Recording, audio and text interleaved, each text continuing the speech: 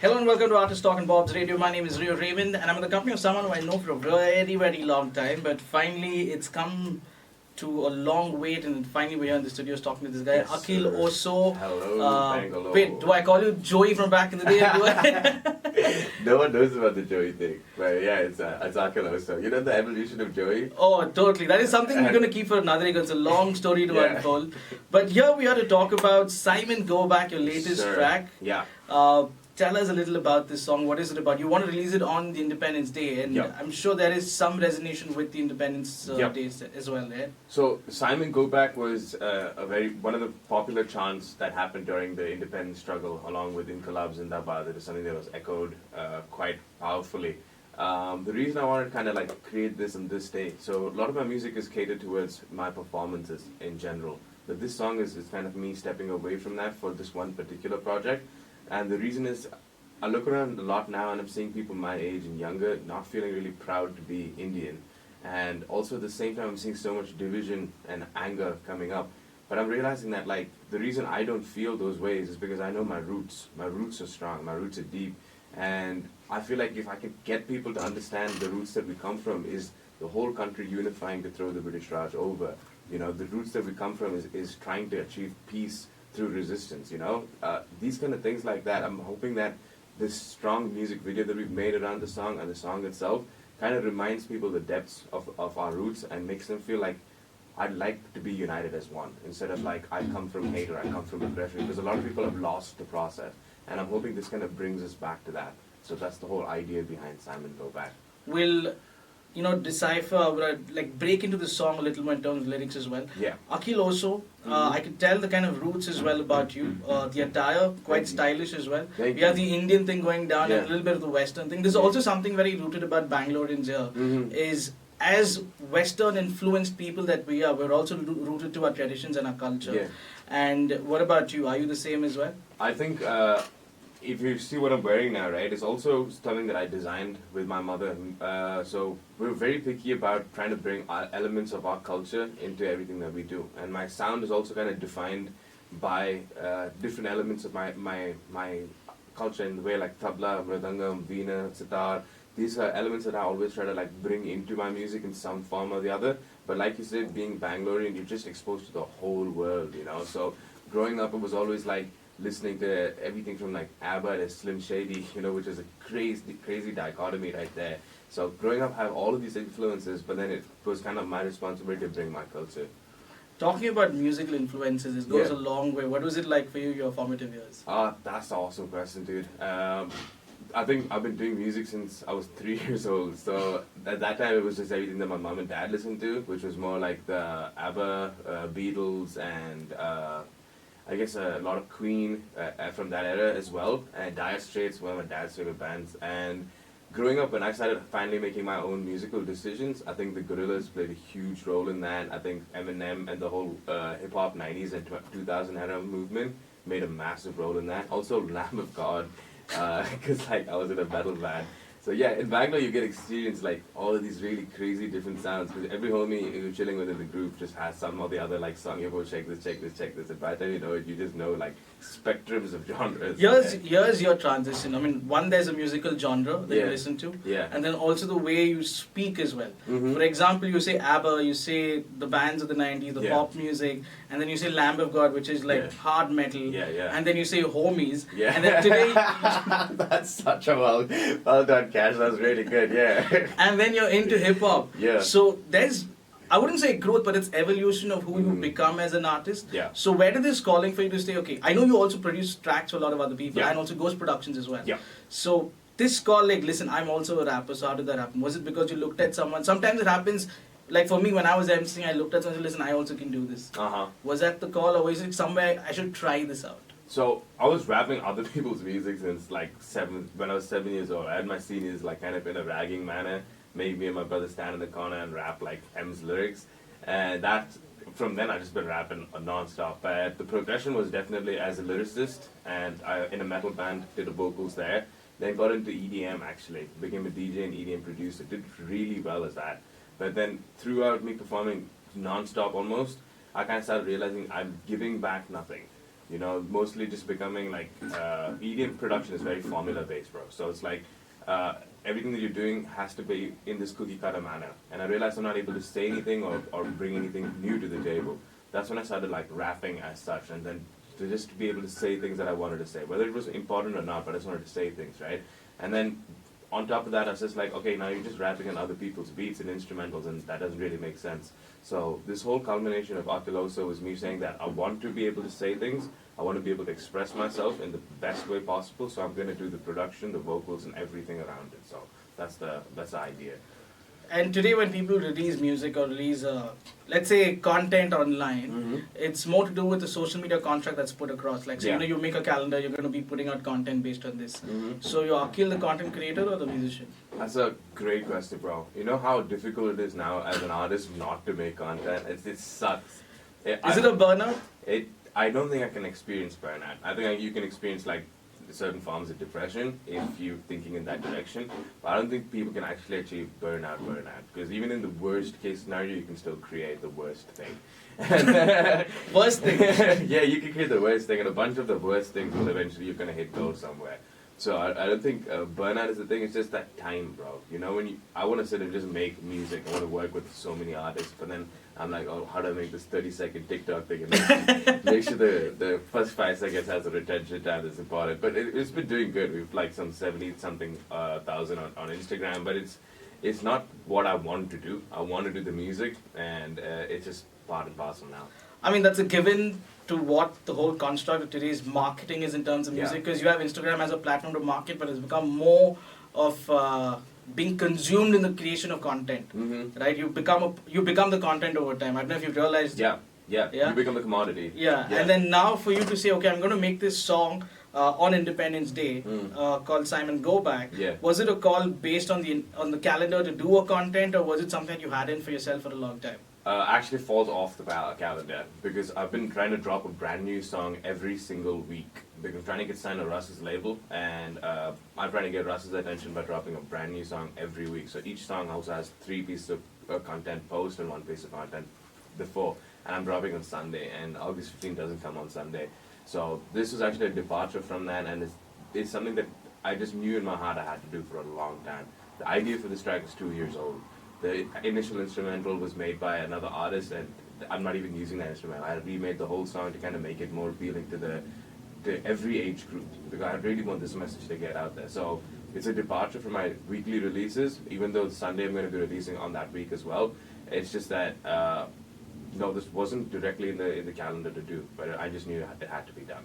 And I heard the song, a snippet of it as well. I found a lot of Indian elements to it, and it comes in your part where you bring in the lyrics as well. Yeah. You got to have a strong pen game to put something out. 100%. Right? So I see a lot of research gone into doing this. How much time did you spend in putting something Go Back together? So I love history as a subject on its own. I love history. So I've been studying Indian history for a long, long time. Initially, when I was doing my first stage of rap, I did it under the moniker 2EM. And at that time I did a song in collaboration with Shashi Tharoor. And that song actually is where I really researched the life out of this topic to bring that to life, that message to life. And this is just me carrying in a lot of that information. So this track is actually like 3-4 years in the making. Not exactly Simon Go Back, but this concept of I need to say something on this particular day. I will come back to the song, but since you mentioned Shashi Tharoor, the rap has a very good pen game. Yeah. Shashi Tharoor has a mad pen game. And a nice voice. He's got a good voice. So what is this collaboration with you and Shashi? He did a I think something at Oxford, dude, where he had like a long conversation, and that inspired me so much. That was just like, whoa, there's so much about this country I didn't know. Because we studied the textbooks, right? And the textbooks just like, oh, this guy's son is this guy's son is that guy, that Vanilla guy. gravy surface stuff, And he just went into it in a really vicious manner, kind of like just tearing apart the British, but also showing us that like, yo, we were really cool at one point in time, and really huge, really powerful, really rich at one point in time. And I wanted to sample those things that he said on the stage that day. So call after call after call, figuring it out, and then eventually got a chance to speak to him. And it's like, can I get you to use some? Can I use some of your conversation on the track? So then The song's actually called Tarur by 2EM, but don't go watch it. It's Yeah, super- focus on Simon. Yes. Go back. And that's just like, it's an old song, you know, but the message is there. The roots of what I'm doing now is definitely there. So when you talk about you want to have people resonate with the idea of our country and our roots and our culture, Yeah. what does the lyrics actually, resonate with? Like, what do you say with your lyrics to people? That the kind of song starts off in a very slow manner where it says, they came down, free trade, true agenda, they need slaves. With their guns, our shields break. No child in the streets of the sea safe. So this is like the intro line for the song. And when you hear that, the agenda why they came down is with free trade. And we're one of the countries that traded with the world at one point in time, right? So with that agenda, we would open our doors to them. And we were also not equipped in a way to like defend ourselves. So when I say with their guns, our shields break, it's because we were still trying to hold up shields to try and block something like artillery fire, which is just not going to happen. And no child in the street in the sea safe. It's not just saying no people safe, because nobody was fed. And that's how the song kind of begins. And then the chorus goes into Simon, go back. You burned my people, we're under attack. Simon, go back. You shot with the guns while we fought with our hands. Simon. So like this entire thing is just showing that one, we did open our doors, we were not equipped to fight back, and for the longest amount of time, the oppression that we faced was just insane. And the whole chant, where if you hear the chorus and the rest of the song, the way we're bringing in the words Inqilab Zindabad and the way we're bringing in the words Simon go back, you feel like you're in a protest, you feel like you're in a march, just like standing there fighting for independence, you know. And I really want people to feel that more than anything else. Just to add to that and amplify, we all talk about how India is not developed, India is not clean, and a lot of other things. Let's start with something as basic as toilets at our homes. Yeah. India was far beyond the Brits back in the day, and our toilet system was, you can call it world class for back in the day as well. Mm-hmm. And if you look at it, what the Brits got in, they gave us education. But with that came a heavy cost, a lot of plundering that happened from here. And hence you see where we are today. You could blame the Brits for a lot of it. Yeah. And maybe a song like Simon Go Back, I don't know if it would unite the country, but at least make them think we were a superpower at one point in time. Yeah, 100%. And I feel like on the route to be that again. 100% I feel like we're on the route to be that again. Apart from also just the Indian people realizing this, I also want the British people to hear the song. Because I feel like 90% of them don't know what happened here. So when they hear the song and there's like lyrics talking about like 29 million died from the clash, a culture so vibrant was turned into ash, divide and destroy, you hold the blood of my race in your hands. Like this kind of thing, I don't think the British people even know what they did, like the current generation of it. And I'm hoping this resonates there as much as it resonates here. The current generation everywhere in the world is messed up. Okay? And with all due credit to the ones who are sane in the head, but also, when you look at it this way, there was a time when India was like a superpower at the world's wealth, and you had everyone coming into India to trade. Yeah. Today, in the technological world that we live in, everyone is looking to India, even YouTubers, Instagrammers, because the numbers are here for people to take. Yeah.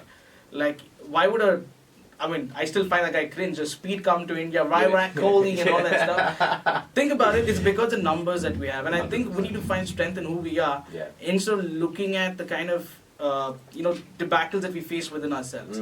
So I think music is a great art form that brings people together, and if a message is put out right, I think people will find pride in it. I'm hoping, yeah. And so, I don't know about Simon Go Back, but I'm sure this song could go and hit the numbers I could possibly do. Thank you, man. Would you be able to give us a little gist of what you put together in the song?